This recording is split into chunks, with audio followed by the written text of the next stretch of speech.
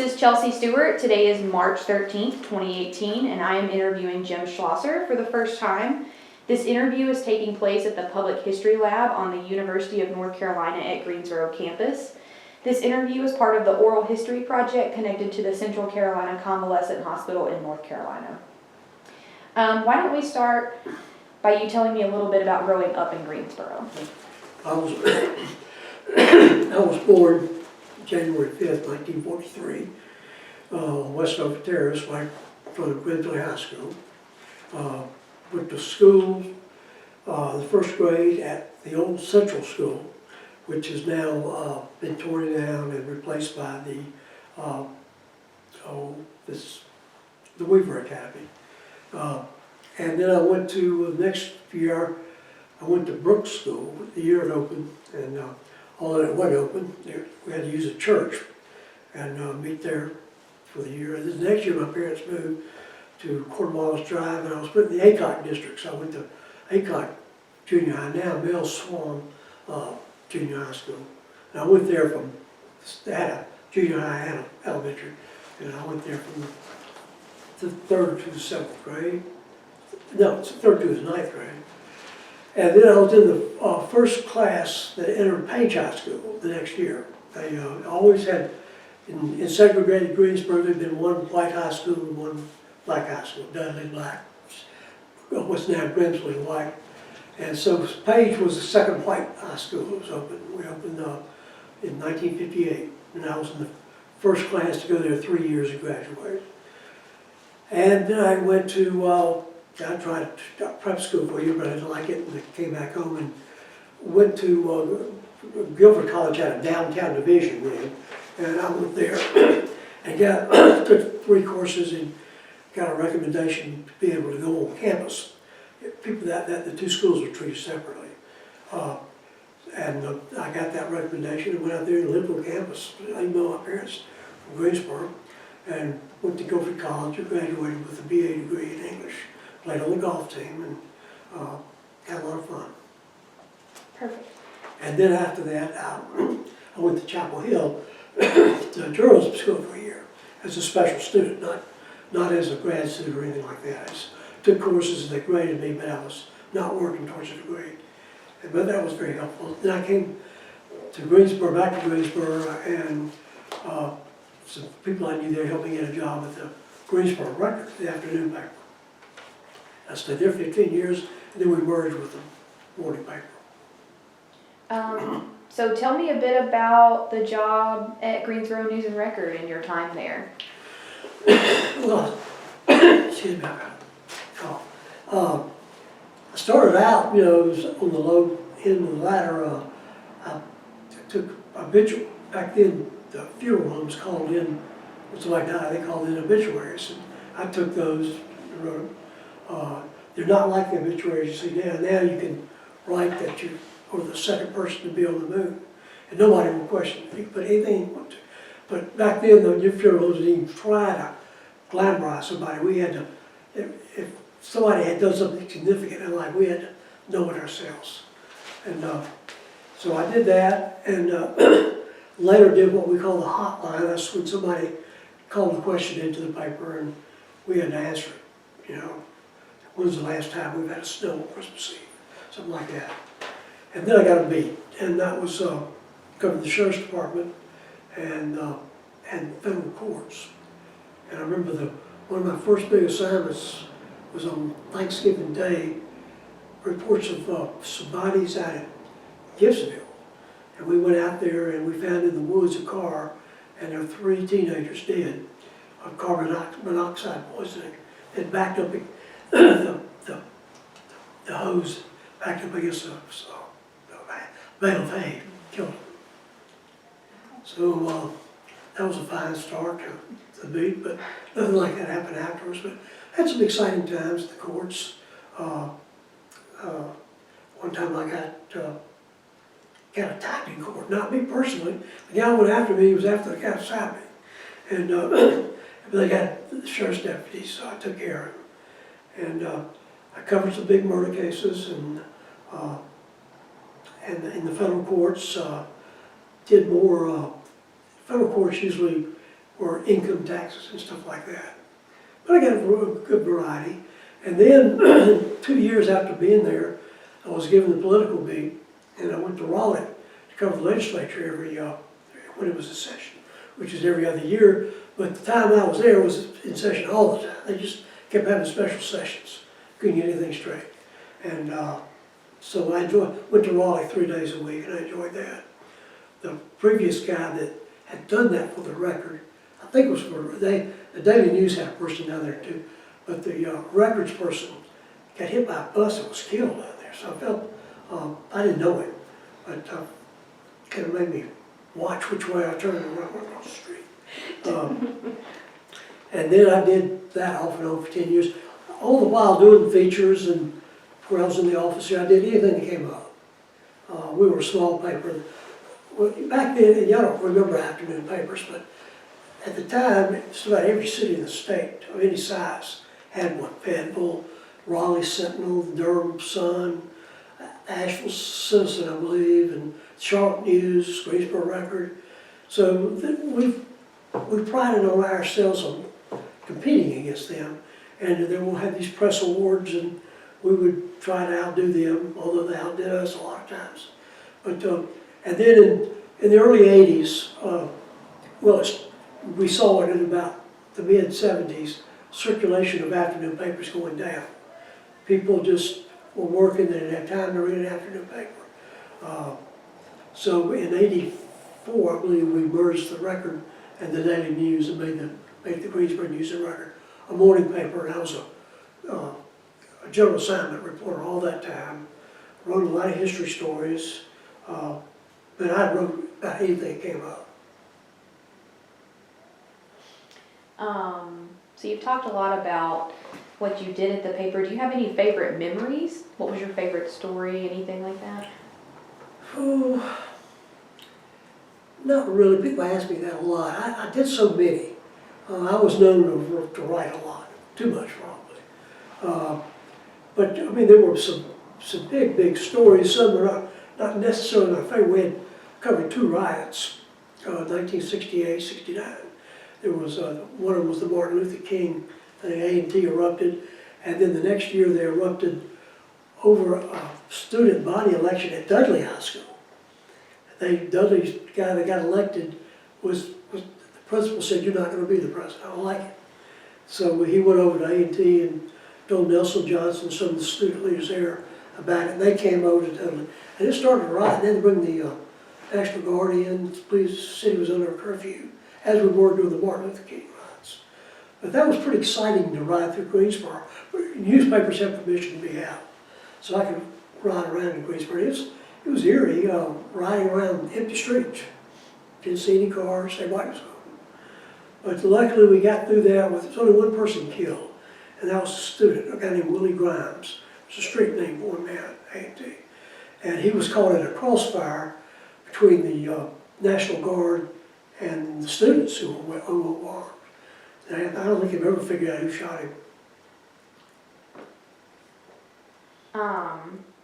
So you were a small child when the polio epidemic occurred in the Greensboro community, correct? Right. Do you have any memories of the Central Carolina Convalescent Hospital? Oh yes, I remember the polio epidemic very well. I was only 5, but for some reason I was scared to death. And all children, we lived in the Westover Terrace apartments across Brimsley, and all the children were scared to death. And I can vaguely remember, but others have told me they saw it. My mother was so scared she tied me to the front porch and wouldn't let me wander down the street. Because that's just the way people were. The theaters were closing, no swimming pools.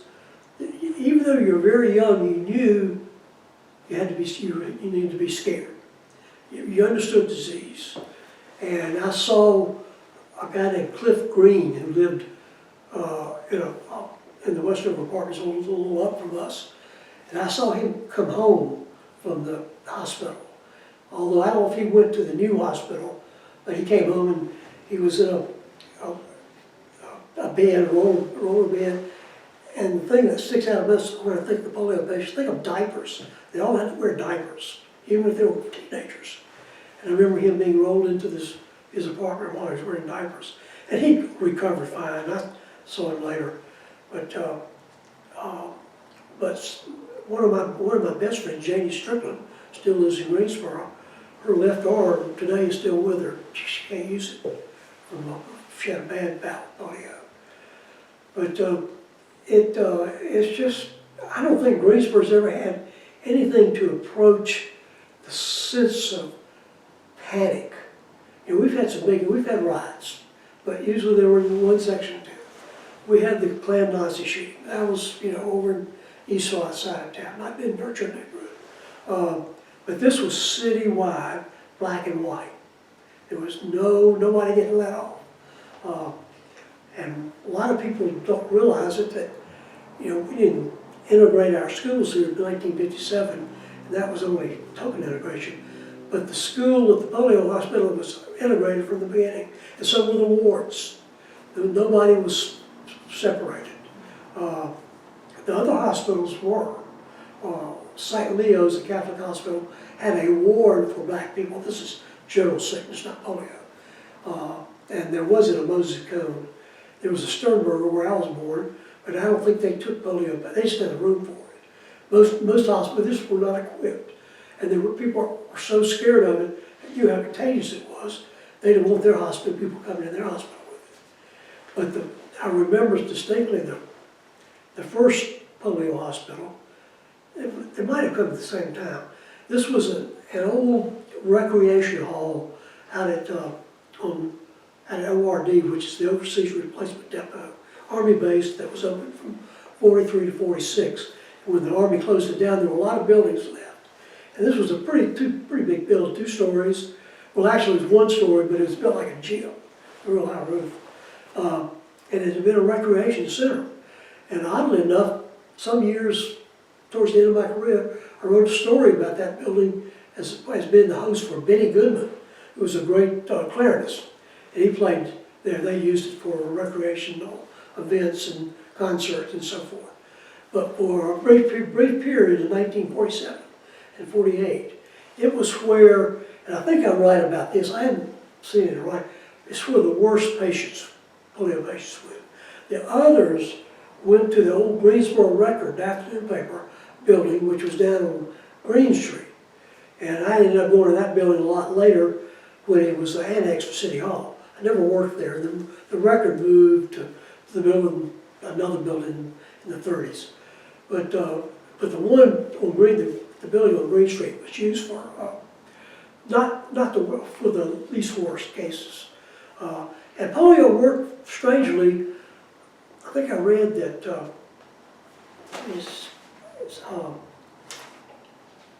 only a lot of people were infected with the polio virus, but they didn't get polio. And but they could give it to other people without knowing it.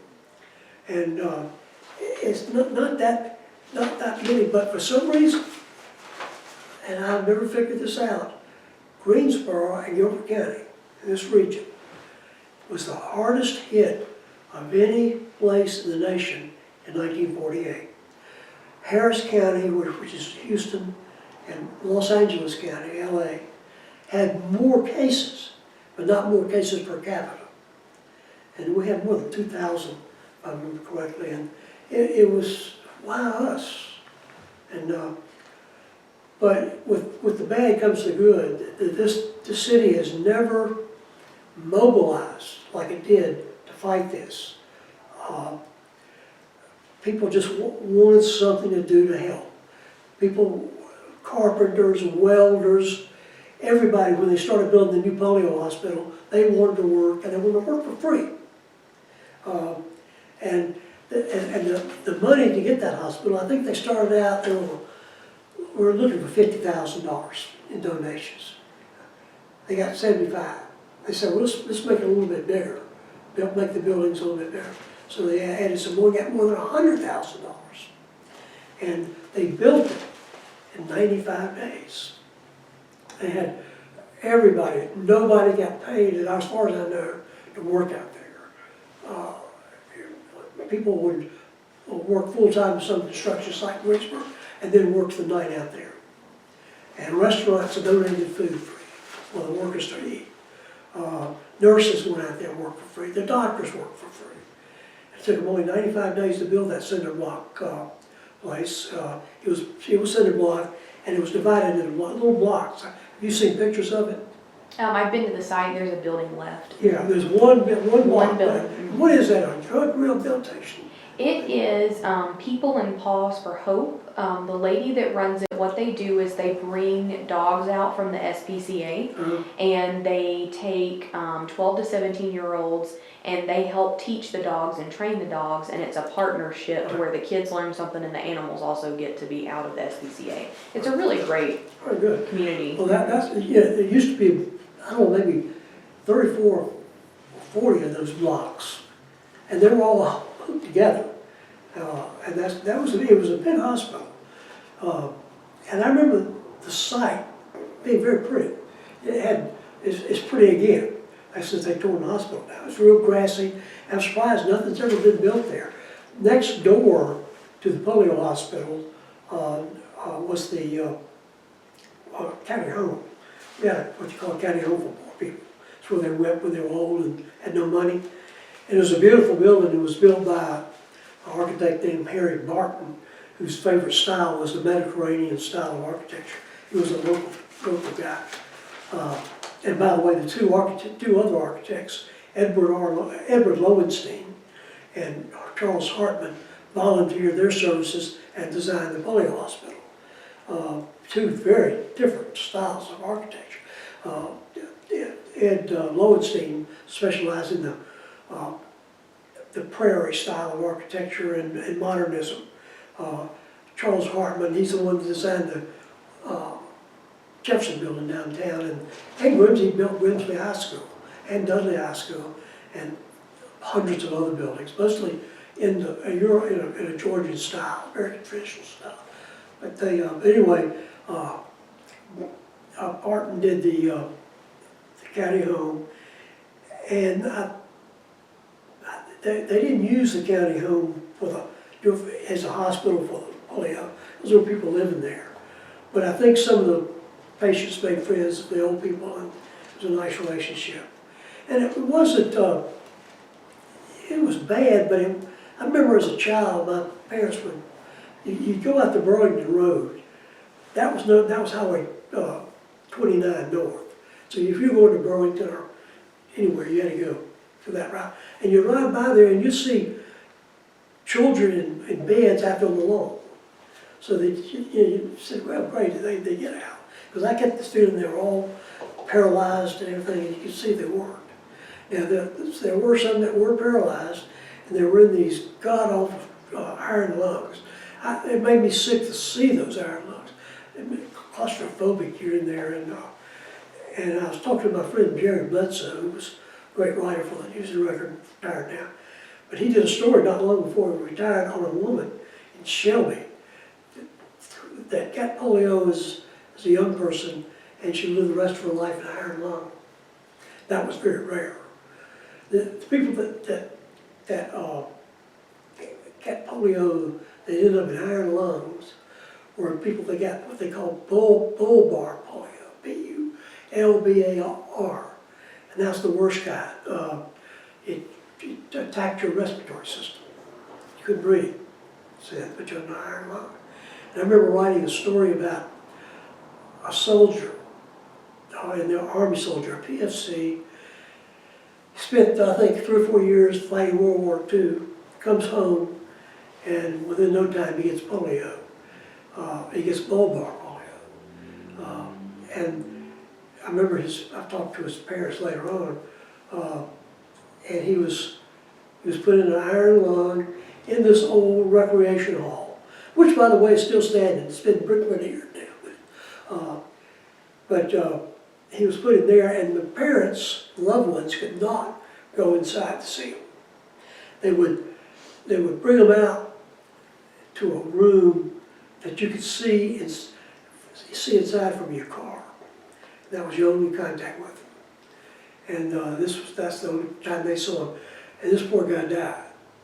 He's one of the few, not many died, but he did. And I thought that's what a horrible break to spend 4 years in fighting overseas, and you come home and get bulbar polio. And that was a bad place. That people have bad memories of that building. The way,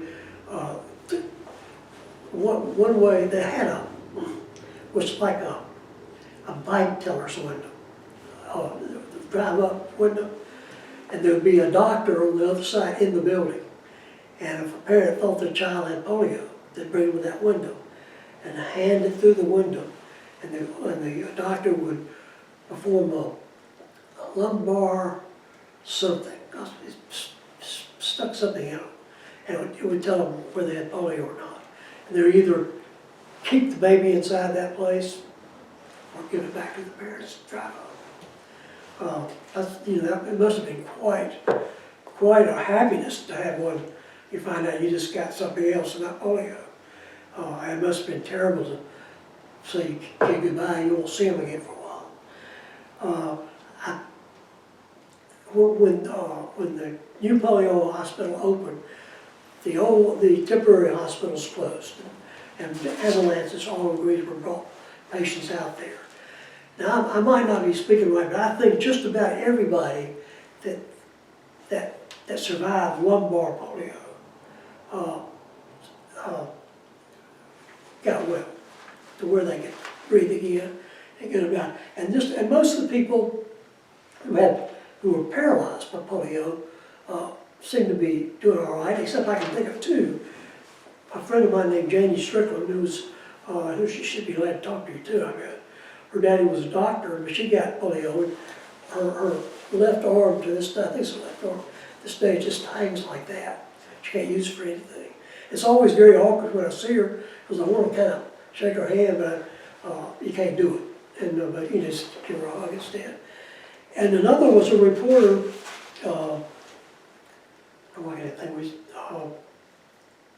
I'll think of his name in a minute, but he got polio as a child, and he walks with a terrible limp today. And he's still in Greensboro too. And I'll get his name. And I knew some other people that got polio, but they all got over it pretty quickly. But it's just, it was ever present, the thought of polio. It was on your mind every day. At night you hear these trucks going through the neighborhoods spraying DET, because the medical profession thought mosquitoes cause polio. They didn't, it turned out. But they sprayed every night, and that was eerie to hear those trucks. And just everybody talked about it too. Everybody talked about polio. Who's got it? You hear the so-and-so up the street got it. But it was a time that I'll never forget. And I would rate that. I wasn't with the newspaper then, but I would rate that probably as Greensboro's defining moment of the 20th century. Now, we've had some other big events, the riots, we had the clandestine shootout, so forth, but never an event that just encompassed the whole city and terrified people like they did. It was just like a terrorist attack. Polio was a terrorist, and people couldn't figure it out. They couldn't figure out what caused it. They had theories. Closed down the swimming pool, and wasn't anything to worry about. That didn't work. Closed down couldn't go to the theater. People would be too. But that was a smart idea, because even though there wasn't some bug in the theater that gave people polio, it was feces, other everyday things that passed it on. It was very contagious. You could just touch somebody and get the virus, and you could touch somebody and get the virus and not get polio. So I might have gotten it. I don't know. When I was in 1951, when I was going to ACOC school now, Swan, I can't remember. There was an early indication that my parents thought I might have polio because my legs were hurting real bad. I was real sick. And the doctor came out and he said, well, it might be. And then he told me it was pneumonia. So I was lucky there. And it was a real bad form of pneumonia. I stayed in the hospital for 4 or 5 days. And out of school for 2 weeks. I never missed another day of school after that, all the way through high school. But let me just look through here. Lumbar puncture, they called it. Lumbar, puncture, that's what they did. It must have been a very easy test to tell whether you had polio or not. See, the hospital opened on October 11th, 1948. And those other two were closed down. Do you have any idea about when the buildings were torn down? That's something we've never been able to find, is when the buildings were actually torn down. Well, let me think here. They were there in what year was that? Somewhere maybe 68, 72, a guy named Robert Morgan. He died recently. He was a U.S. Senator. He was running for U.S. Senator. He got elected once and he got defeated once. But anyway, he was campaigning in Greensboro. And so he decided to go to the old folks home. And by then, the polio hospital had been closed down and turned and used as an expansion of the old folks home. So you're talking about in the late 60s and early 70s, those buildings were still there because they were used by, they might have torn a few of them down, but most of them are still there. It's a pretty pathetic sight too, because these old people, it was crowded even then. They were stuck out in the halls on beds, hallways of those block buildings. And I remember Robert Morgan going up and down the aisles there, and some old man stopped him and said, "Mr. Morgan, would you tell my son to please come see me?" Really, the kid was not, son never went out there to see him. And Morgan said he'd do the best he could. But it really touched him. And then after that, they started, it was in the late 70s and early 80s, they tore it all down. They didn't have any patients. They wiped out polio pretty quickly. Once they got that vaccine, and they didn't talk about vaccines in 1948 because it was still a couple years off. But by the early 50s, they did have it. And I remember getting the, I'm pretty, there was the Salk vaccine and the Rabin or something. One of them was oral, and one of them they gave you a shot. And I can't remember which I got, but I got it. They made, it was nobody, I don't think it was any, sometimes you hear about these protests against vaccines, but I don't think anybody in Greensboro turned down polio vaccine. And it worked. And I think it still was polio. Most of those people didn't get the vaccine. I think in 61, they had more than 2,000 some cases in 48. And then it just dropped to nothing. I think about 1960 or 61, there were 61 cases. And those weren't bad, I don't think. And there was no virulent polio. It's just people getting sick. It was like the flu. They got sick and didn't get well, went home. So it was a happy ending to it. But it was, and I just can't think of, cancer, of course, scares everybody, but polio, though, I wasn't scared of getting cancer when I was a kid, but I was scared of getting polio. In fact, I don't think I knew anybody that had cancer that was young, although there were plenty of people that did. They didn't recognize some of the cases back then. But the polio closed as a convalescent center in '55. And it was reopened another time as a convalescent center.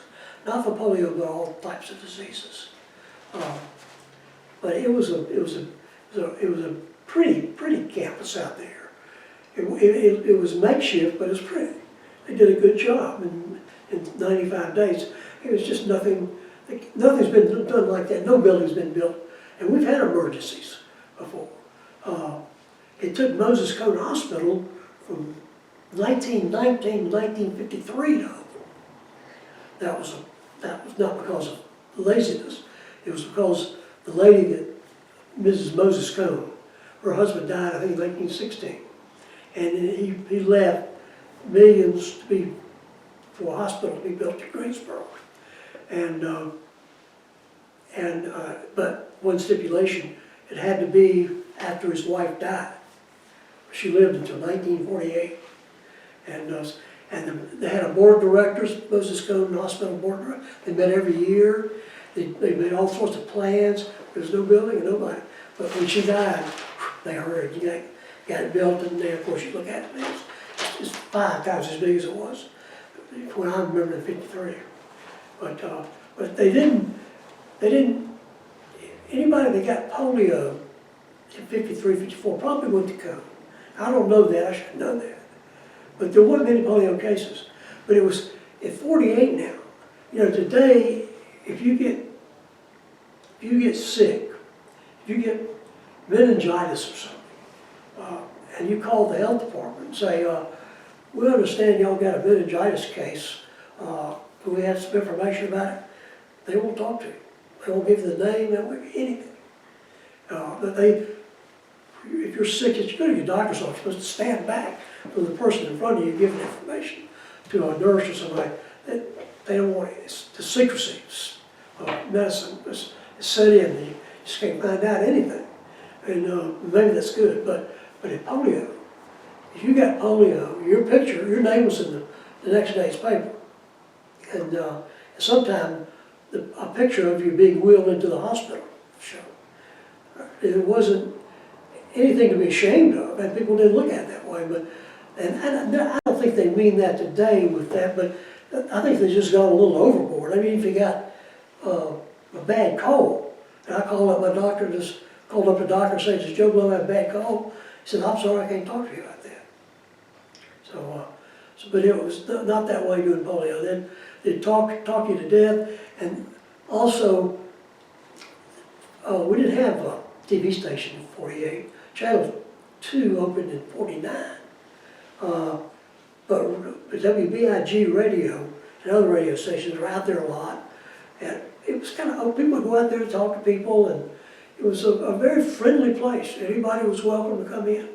I mean, I know there's probably some restrictions because people were catching polio, but there was stuff going on, and they went to school, they had parties. I think the Old Rebel in Pecos Peak, that was a little later than '48. Channel 2 came on the air in '49 and started an Old Rebel in Pecos Peak show for kids. And they would go out there and entertain, and other people would go out and entertain. It was a very lively place. Let's see if let me glance here.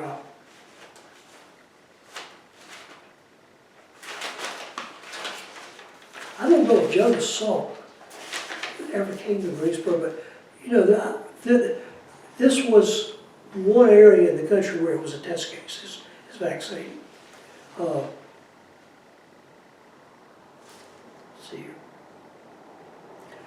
I got this. Most people infected, about 72 out of 100 will not have any symptoms, will not get sick. I learned that surprised me. About, I can't wanted something, will develop flu-like symptoms for 2 to 5 days and then nothing. Only 1 of 200 are paralyzed. Let's see, 2 out of 100 die.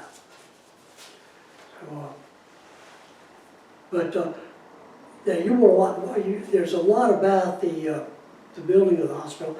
Yes, Weekly's got a story. They had a good story, and I wrote a bunch of stories.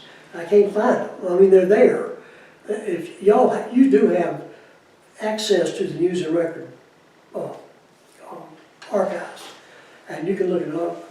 It's like Jim Schlosser and polio. The story should come up. I wrote one of the anniversaries of the epidemic. I wrote a very long story.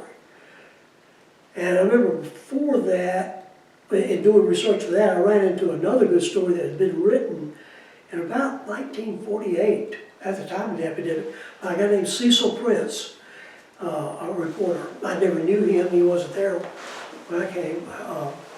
I'm 67.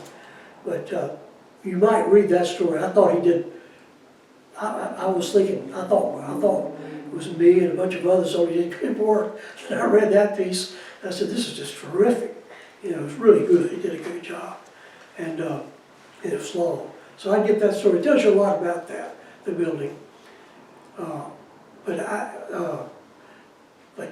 all these workmen out there working, not sleeping. I don't know when they ever slept, because they worked at their own jobs during the day, and then right there at night they had big lights to work with. And, so it was a brilliant thing. It's only thing close to it is habitat. People who haven't built houses before, but this was a huge hospital. Don't ask me some more questions. I'm running dry. I know some things that I don't know about. Schools, by the time school started, you know, polio was a seasonal thing. The worst happened in the summer. By the time the school started again, you know, everybody went back to school, as I remember. I don't remember being held out for because of the polio epidemic. But I do remember as a child, you know, children, when I loved summer, no school, you get to play, and all this sort of stuff. For a few years, when I was a kid, we dreaded summer. So we knew it meant polio. And we went on about our business. I went swimming in the swimming pool in 1950, I know, because I remember when it opened. We had an Oak swimming pool here. That was always busy. It's no longer. And 48 was the only year I think they closed the theaters. But there was never, because the next year there wasn't an epidemic like the 48. I don't know the numbers on that. They had polio. It was probably more than previous years, but than 48. But it wasn't like that again, but people were still scared. And I think there's still a mystery to polio. I'm not sure if they've ever been able to pin down what it is, the virus, what is it? But maybe somebody will, although they're probably not working that hard at it anymore because not many people are getting polio.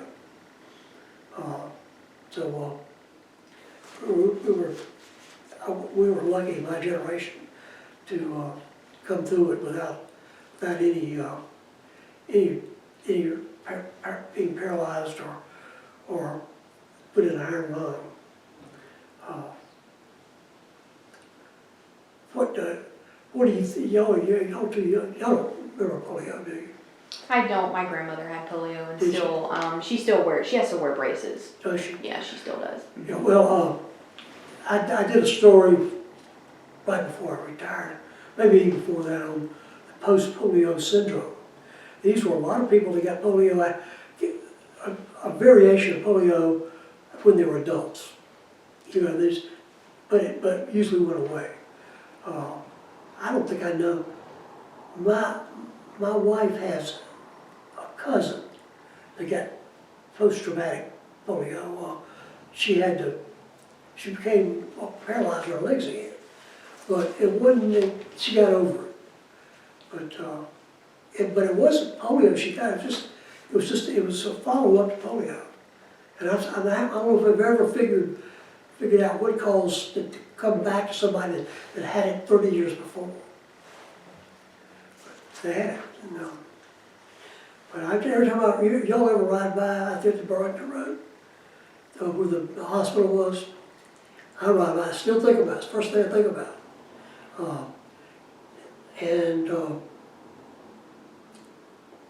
But it's gone, and don't have to worry about it anymore. The worst part, the Boulevard Polio building, which is on east Wendover, and it was I don't know how to describe this.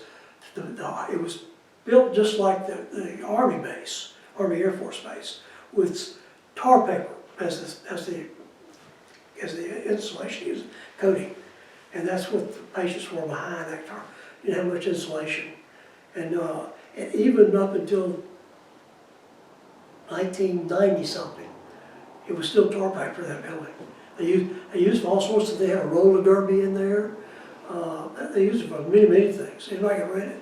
And then they finally, somebody said, well, let's really do it right. And they brick veneered it, but it's still the exact shape, everything.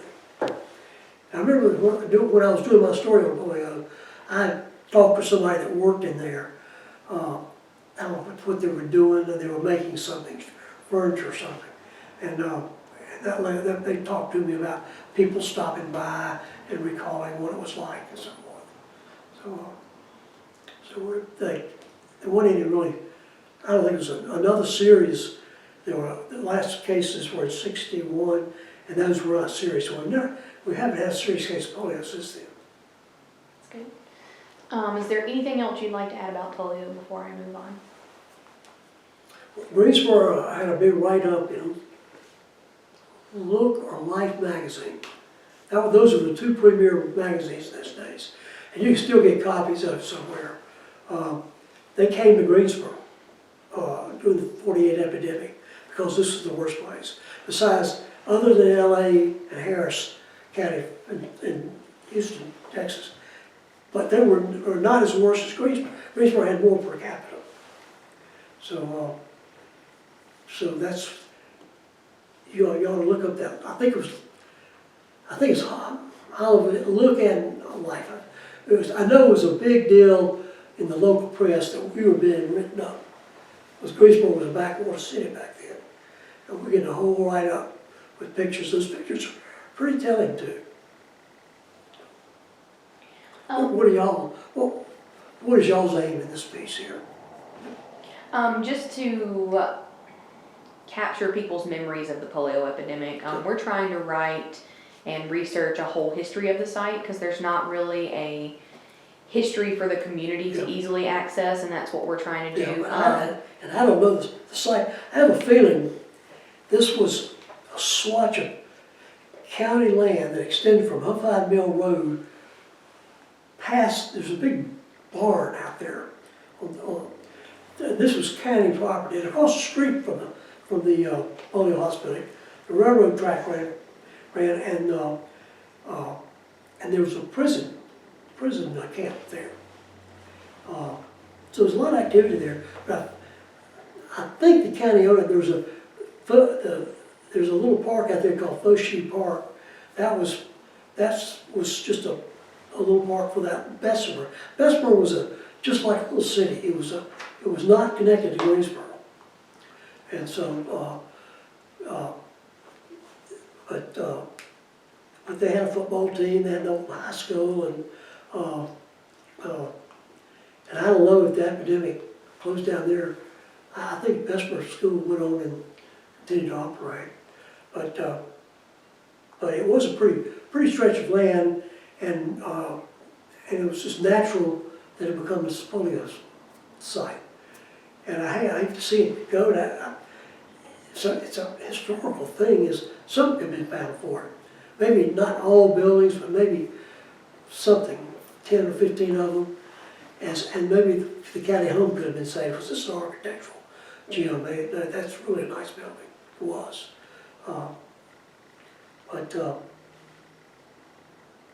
And I just see, you want to know what was more about what Greensboro was like during this epidemic. Yeah. Well, I think it was we had, Sternberger Hospital, we had the hospital, what was the name of that thing? There was a hospital downtown on Green Street.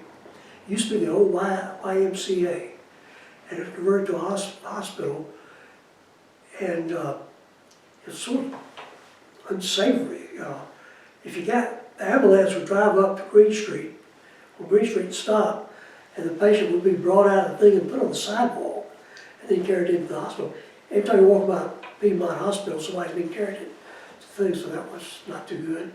But they eventually tore that down, and Wesley Long survived as a big community hospital until downtown. It was downtown on North Elm Street, big building, and it was moved in 1961. Every ambulance in Greensboro belonging to funeral homes. We didn't have an ambulance service.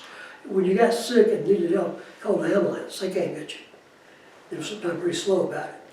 But that in 61, every ambulance in Greensboro was put in the service to carry every patient from West Lawn Hospital downtown out to West Lawn, where it is now. And the old West Lawn building was just torn down in the last couple of years. It was an office building. It became an office building. And that was sort of the medical road. A lot of doctors' offices around that hospital. None now. Everybody's around Cone and West Lawn now. And I don't think we have. Do we have a? I can't. We just had two hospitals. The Black Hospital, Richardson, was closed.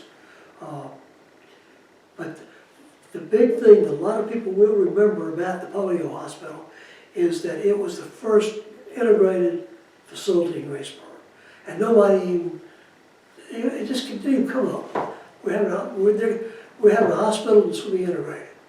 And somebody raised the question, we're sure we're going to let black and white children be sick together? And the guy that was listening to him says, I don't even want to hear you talk. That was Mr. Foster, who was a leader in this, and he was also leader in the, he got elected to the school board. And he was in favor of integrating the schools when others weren't. He's dead now, but he did a lot of good. He was on the side of the angels, because there are a lot of people that spoke right up, no sir, I don't think for integration or anything. But more people though spoke up for the hospital, and that was okay. But it could have been a situation of whites telling blacks no. Because I lived during segregation.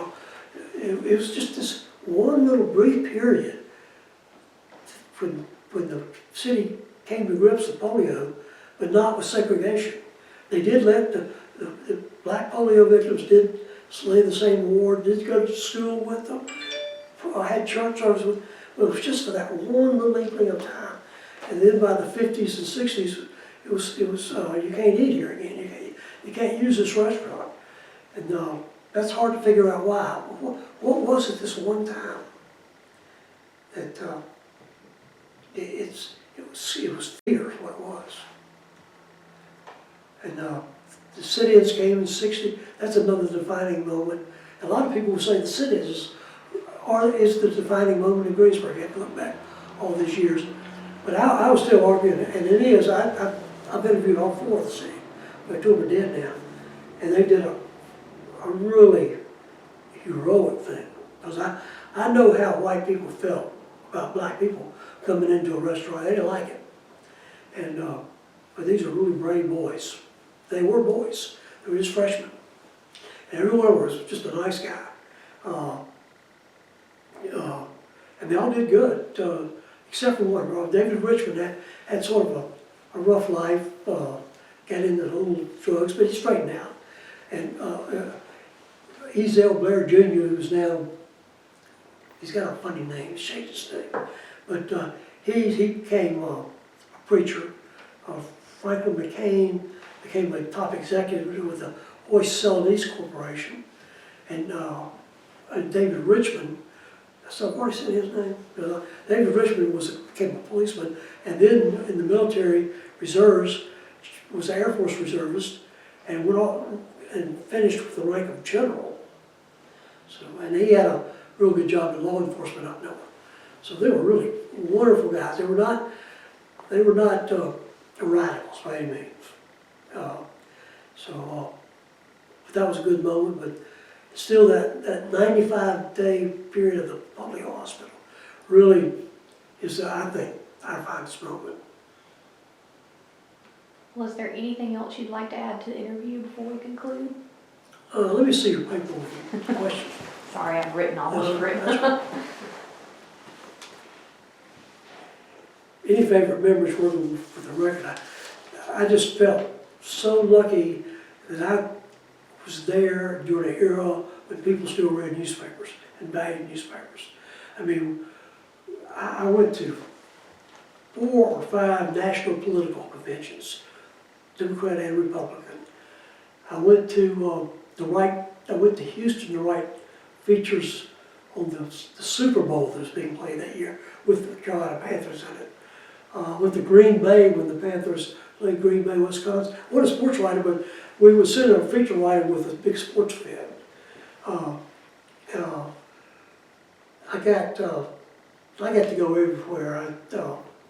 Out west, they wanted us to travel. They wanted us to show the flag of the News and Record. And I went all the way to Japan. A group of high school kids from Northwest. Well, there were several high schools in the county. And they went and they asked me to go too. So I went all the way to Japan. Spent 12 days there. And we don't travel like that anymore. For 5 recent years, they haven't even set up high school, a writer to cover a Carolina football game sometime. We used to send 2 or 3 people down there.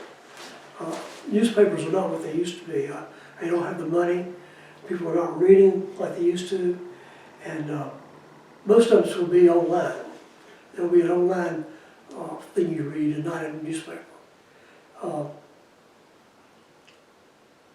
Do you remember how polio affected them being? I think it brought it together, but it not for long. If you still had that prejudice out there.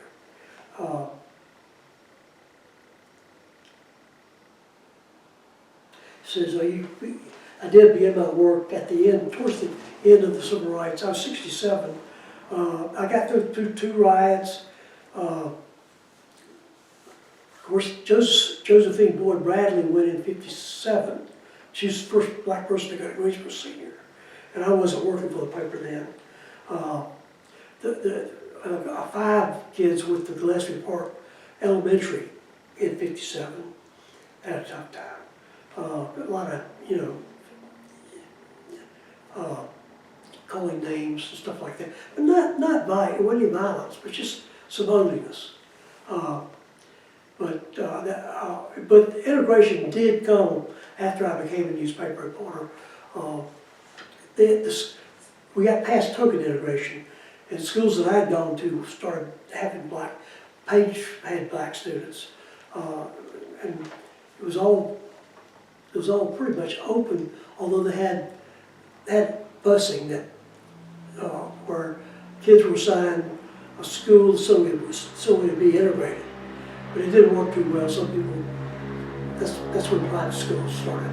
Well, in Greensboro Day School, they claim they're not there because of integration. But in about 1970 or 71, they opened. Now, you can say it's a coincidence.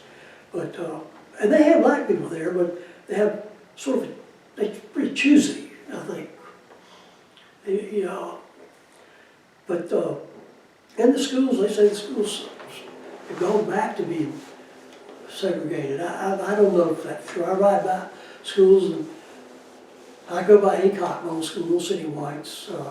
You go by an elementary school and you'll see mostly blacks. And it's just a confounded type situation they can't solve.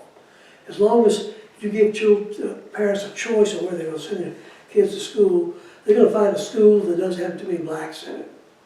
I hate to say that, but that's the truth. I don't know, Smith, I think Smith is mostly black, and they have a lot of Asian Americans. Dudley is all black. They tried some whites there, they didn't work.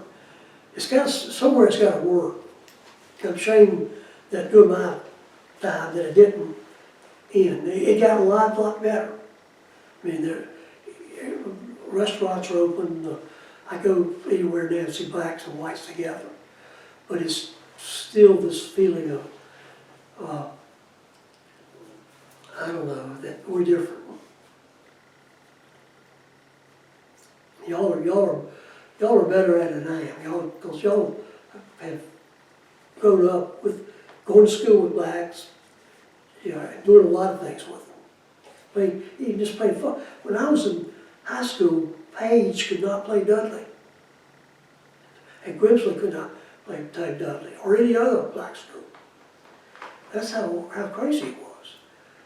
But you wouldn't think that if Page didn't play Dudley next fall, you'd say, well, what's wrong here? Something wrong.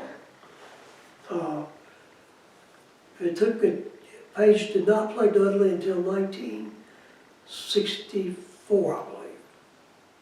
So the first 3 years I was there, we played Grimsley, which was called Greensboro Senior High, but we didn't play in black schools. So I don't think y'all have disease to have to worry about. There'll be some big event in your life, though.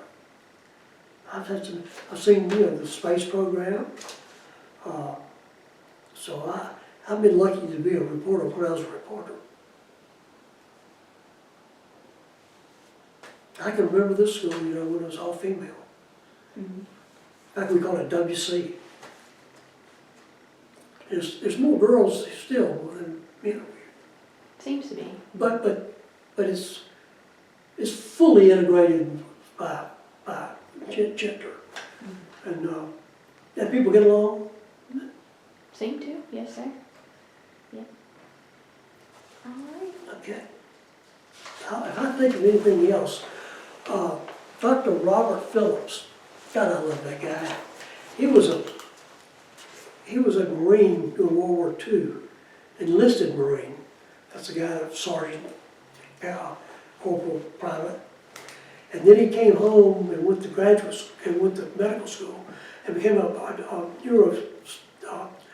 neurosurgeon. And then he became a writer. Towards the end, he kind of slowed down in medicine as he got older. And he's written at least 10 books. He's dead now.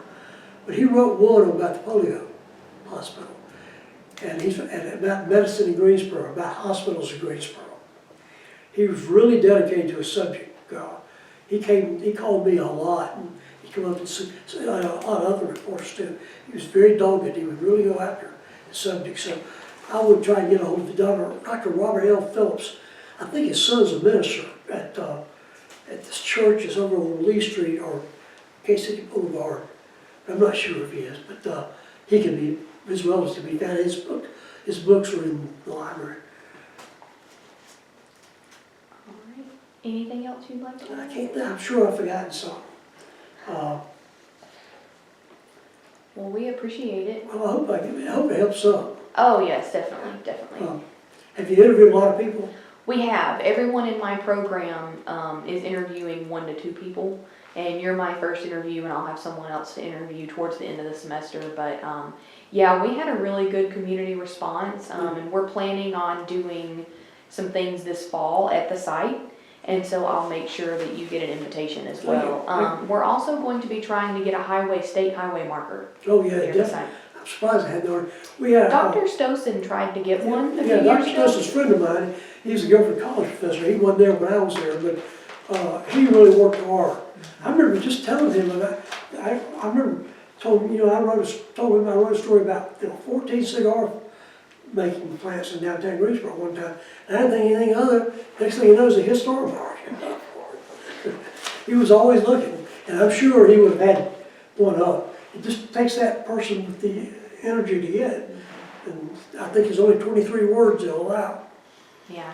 We recently received a copy of his application, and we're going to try to make an appeal and add some more to it. They turned it down? They turned it down, yes, sir. It was just a couple of years ago, wasn't it?